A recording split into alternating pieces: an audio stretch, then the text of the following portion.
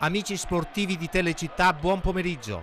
Domenica 14 novembre 2010 al Comunale di Monselice partita di cartello fra Calcio Monselice 1926 e Real Vicenza.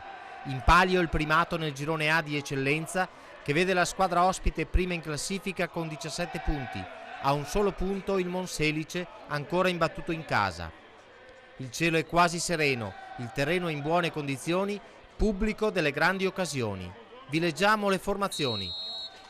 Monselice in completo nero: Loschi, Dengo, Salviato, Cervellin, Sadocco, Ciprian, Porcino, Zuccon, Zinga, Margherita, Abubakari.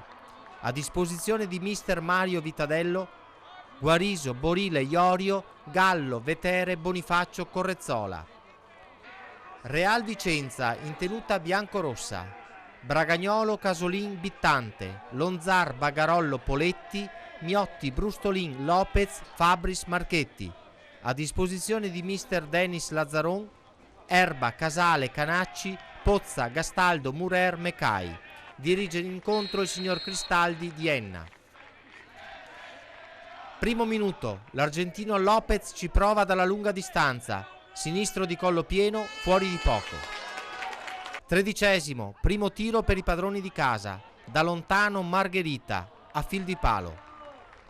Minuto 33, azione dubbia in area del Real Vicenza, per il direttore di gara è fallo dell'attaccante monselicense. 40°, dai 30 metri su punizione Brustolin cerca il 7 ma Loschi controlla. 44°, Miotti di controbalzo, ottimo il suo destro ma finisce sul fondo. 46°, su perfetto assist di Margherita, Zinga sfiora di testa la palla, mandando fuori tempo Porcino. Con le immagini montate da Daniele Arena passiamo al secondo tempo. Quarto minuto, numero di Abubakari sulla tre quarti, avanza in velocità e apre a destra per Iorio che va al tiro, fuori bersaglio. Real Vicenza in vantaggio al sesto minuto. Lungo cross del capitano Matteo Fabris, la sponda aerea di Lopez per Lonzar che insacca da 3 metri, ospiti in vantaggio.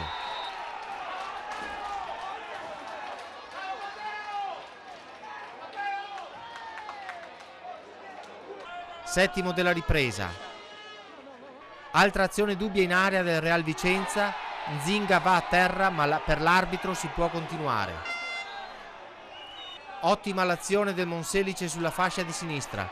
Iorio per Porcino, ma il portiere Bragagnolo non si fa sorprendere e tocca in angolo. 17°, dall'angolo di destra calcia Porcino. Ottima l'elevazione di Zinga che colpisce di testa ma sfiora il palo. Ancora un tiro da fermo e ancora brivido. Iorio calcia bene ma fuori, non di molto. 30°, Sadocco dal fondo. È Porcino che va a colpire di testa, ma la sfera è sopra la traversa. Minuto 32. Dai 18 metri è Luca Margherita che si incarica del calcio piazzato. Il suo sinistro è perfetto, ma il montante gli nega il gol. Da applausi. 34°. Zuccon da fermo. Mischia in area del Real Vicenza. La sfera viene colpita con le mani dal difensore ospite. È rigore ed espulsione. Zinga si assume la responsabilità di calciare il penalty, palla a destra, portiere a sinistra e il pareggio del Monselice. 39°, in superiorità numerica ci crede il Monselice. Palla avanti, la sfera arriva dalle parti di Iorio che non ci pensa due volte e inventa un destro che sorprende Bragagnolo. Monselice in vantaggio e pubblico in delirio.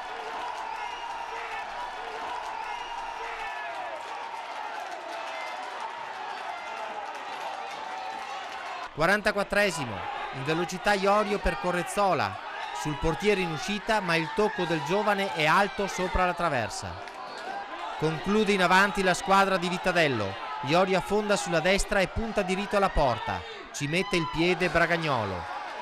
Finisce così la partitissima di eccellenza girone A, il Monselice batte il Real Vicenza per 2-1.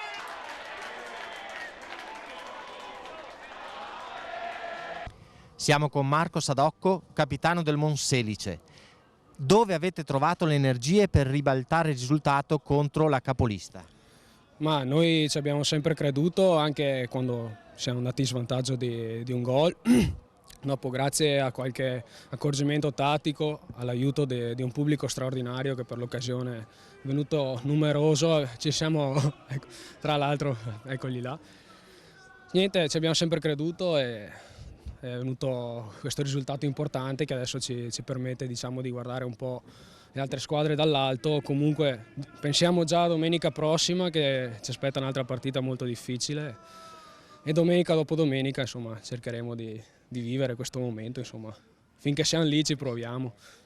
Allora, e il vostro obiettivo per questa stagione? Ma diciamo, noi guardiamo sempre un obiettivo alla volta, arriviamo intanto, diciamo, alla soglia dei 40 punti il prima possibile e poi quello che verrà in più sarà ben accetto, insomma. Un obiettivo alla volta, domenica dopo domenica, forse riusciamo a fare qualcosa di importante.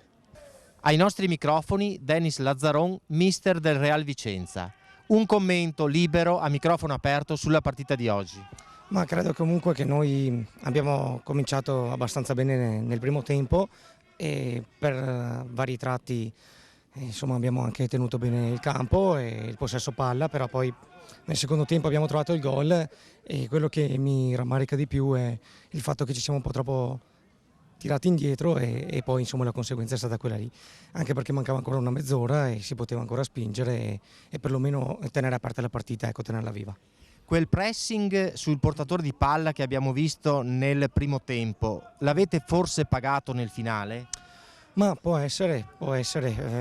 Noi dovevamo giocare comunque nel secondo tempo un po' con palle un po' più in ampiezza e invece spesso abbiamo cercato di verticalizzare e lì chiaramente se perdevamo qualche contrasto centrale è chiaro che poi gli spazi si riducevano, insomma, ecco questo. Al di là del risultato di oggi, il vostro obiettivo per questa stagione? No, beh, sicuramente è quello di arrivare in alto e insomma la squadra io ci credo, non è una partita che ci deve scoraggiare e oggi credo che il Monselice ha fatto la sua bella partita, sapevamo che era una bella squadra e ha vinto, però insomma il campionato è lungo, adesso anche loro hanno altre 21 partite come le abbiamo noi e quindi ce le giochiamo. Mario Vitadello, mister del Monselice, oggi vincente. Allora, Monselice ha 7 chiese e forse anche 7 vite, visto il risultato come è maturato. Ma non direi proprio, se lo avessimo probabilmente il campionato l'avevamo vinto l'anno scorso. Diciamo invece che questa partita è stata importante perché abbiamo dato una dimostrazione nei confronti di avversari che sono titolati perché sono partiti con l'obiettivo dichiarato di vincere il campionato. Siamo andati sotto per una disattenzione difensiva, nel secondo tempo avevamo cambiato un po' l'assetto per cercare di mettere in difficoltà l'avversario.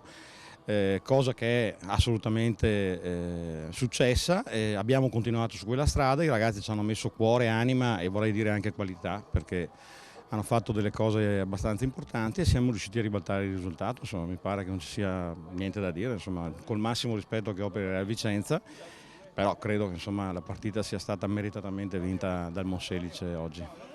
Iorio nella ripresa, sì. Il pubblico lo chiedeva fin dall'inizio? Beh, il pubblico ai suoi beniamini li chiede sempre, poi sai, bisogna leggere un po' in settimana quello che è successo e bisogna leggere anche quello che si è preparato per affrontare questa squadra che aveva molte soluzioni da presentare in campo, di conseguenza noi dovevamo essere attrezzati per ribattere queste soluzioni.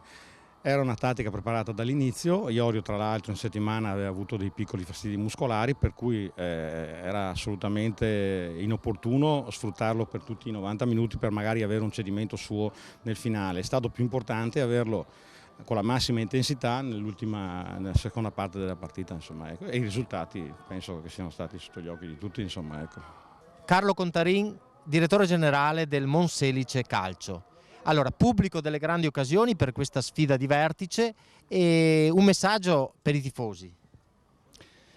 Un grazie innanzitutto perché oggi veramente si sono fatti sentire come sempre, forse qualcosa in più. Era importante soprattutto anche per loro. Non è stato facile, abbiamo giocato contro una signora squadra e onestamente in quelle poche occasioni che hanno avuto ci hanno fatto anche un gran gol, eravamo messi male noi. però c'è stata una forza rabbiosa, non meritavamo assolutamente di perdere, poi sul pareggio, sull'espulsione loro, là abbiamo rischiato tutto per tutto, quindi è stata una vittoria di cuore soprattutto. C'era tanta tensione in campo, tanta tensione in panchina. Al di là di questo, voi ci credevate fino alla fine? Certamente, certamente, anche perché l'assetto tattico della squadra è stato bravissimo il mister, ha portato delle modifiche, ha cambiato qualcosa di importante, perché con l'aggiunta anche di Quarezzola ha portato indietro Sadicchi, la squadra ne ha giovato subito. Fatalità, poi sono usciti anche le 2 occasioni importanti, insomma, ecco, quindi su questo ci abbiamo creduto fino alla fine. Poi sapevamo che giocavamo con la ex capolista per ora, insomma, ecco, quindi, però al di là di questo ho fatto i complimenti al loro presidente, una signora squadra, forti in tutti i reparti, e sinceramente partite così può succedere di tutto, poteva essere una tripla, oggi il fattore campo ci ha portato qualcosa in più per noi.